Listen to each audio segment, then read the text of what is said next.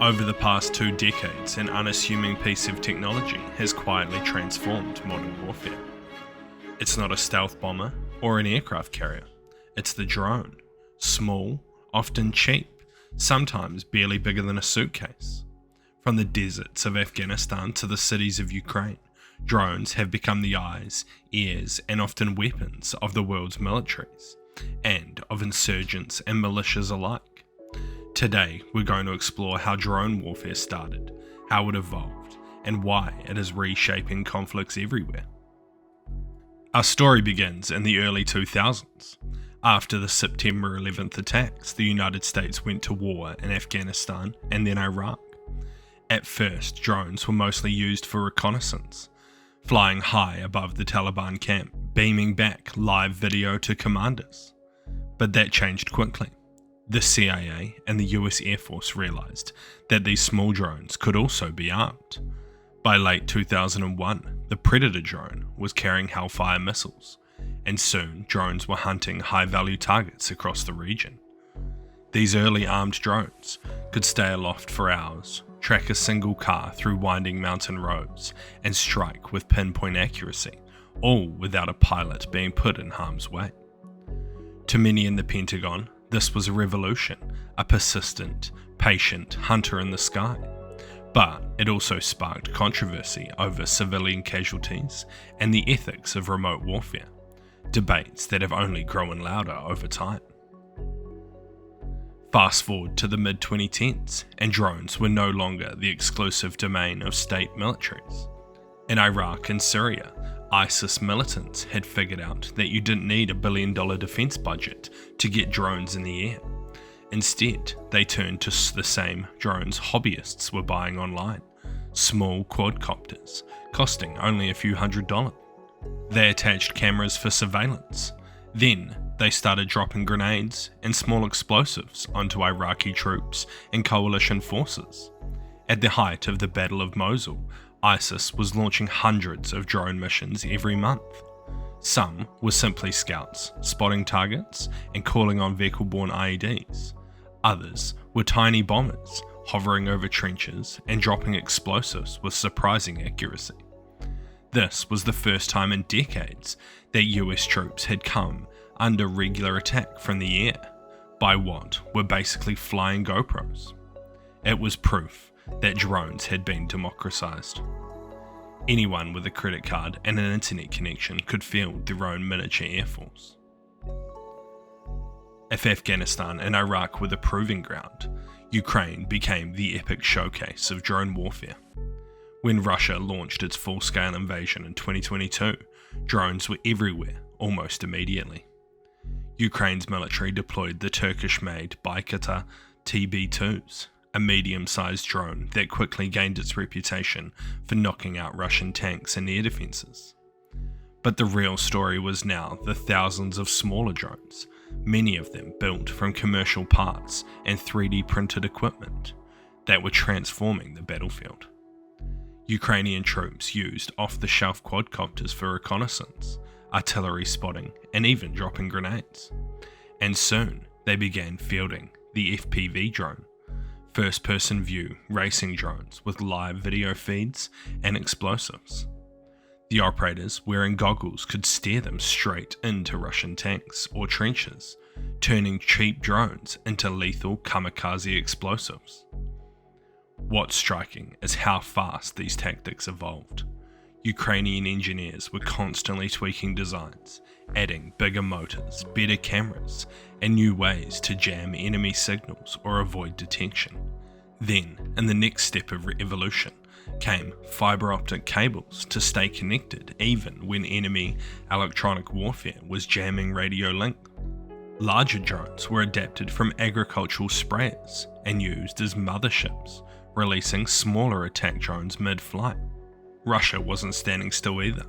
It brought in the Iranian-made Shahed 136, a low-cost kamikaze drone that's basically a flying bomb with a simple engine. These drones are launched in swarms to overwhelm Ukraine's air defences and to knock out power plants, warehouses, and hit civilian targets. By 2024, both sides were deploying thousands of these drones every month.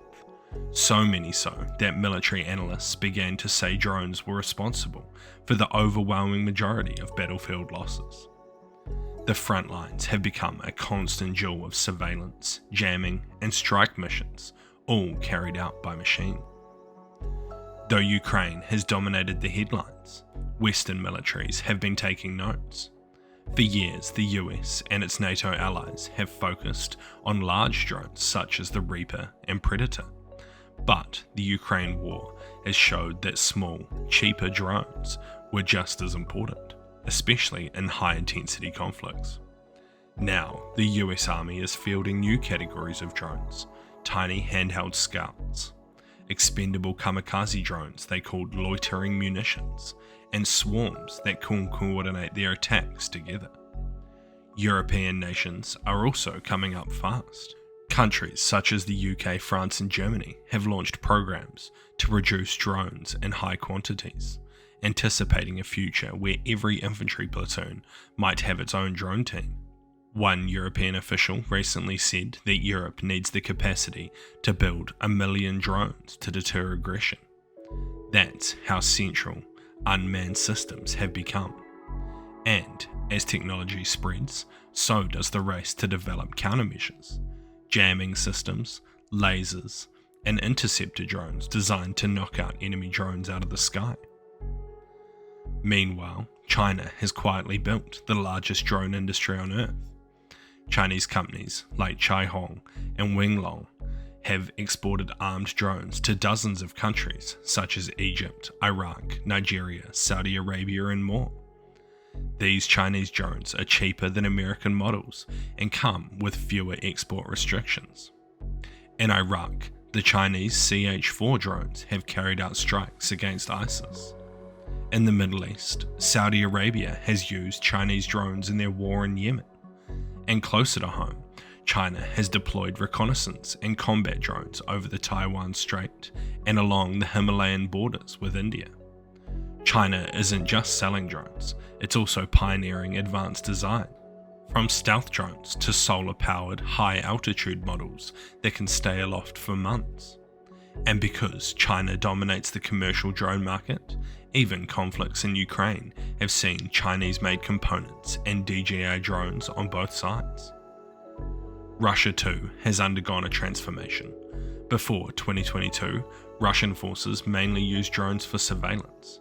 But in Ukraine, Russia scaled up drone warfare massively. They fielded the Lancet, a kamikaze drone that hunts artillery and air defense systems. They flew hundreds of Ulan drones every day to spot targets, and they made Iran their main supplier. Iran's Shahed drones have become infamous for night raids on Ukrainian cities. Cheap and hard to shoot down, they tie up expensive missiles and exhaust air defenses.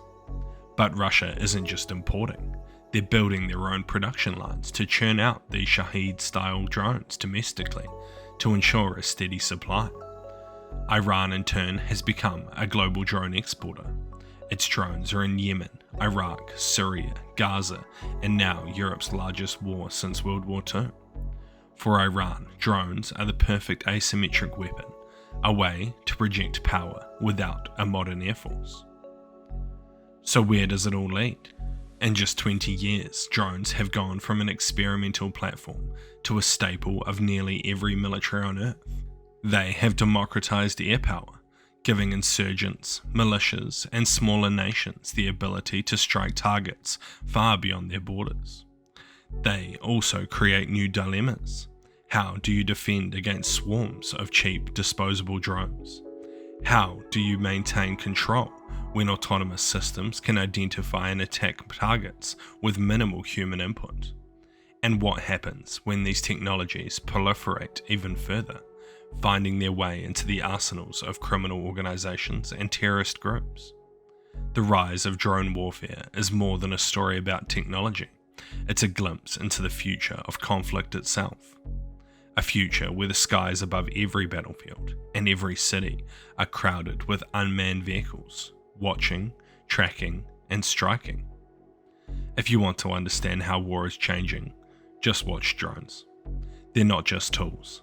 They're a sign that the old rules of conflict are giving way to something much faster, cheaper, and in many ways more unpredictable.